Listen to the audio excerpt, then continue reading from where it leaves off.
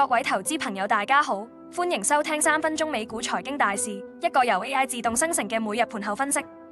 而家係2025年10月9日嘅美東時間下午5點。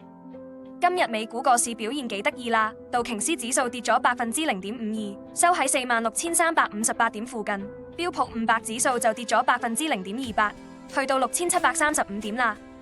最搶眼嘅梗係費城半導體指數啦，單日跌咗0.29%到6,840點，反映科技股有啲壓力，但係整體市場氣氛都算平穩啊。不過另一邊廂，啲消費品股就唔係幾掂啦，好似寶潔咁，股價跌咗0.07%，收喺150.500蚊美金左右。睇嚟市場有啲擔心佢哋嘅業績同埋消費需求會唔會放緩咗？點解今日個市會咁分化呢？主要係科技板塊，尤其係芯片股，受惠於人工智能同數字化嘅樂觀情緒，吸引咗唔少資金流入。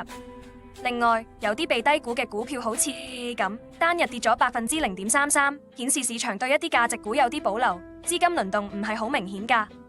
但係都要小心啲風險，好似 Goldman 文化媒體呢隻股，今日暴跌20%，搞到投資者關注中小型股嘅波動性，同埋行業之間嘅差距越嚟越大。展望下聽日啦，市場而家冇咩重大經濟數據出，大家都聚焦緊即將嚟緊嘅企業財報季，同埋美國就業數據會唔會有驚喜。如果科技股繼續強勢，可能仲會撐住個市。不過消費板塊嘅疲弱都係一個隱憂，投資朋友要密切留意住啲消息變化啦。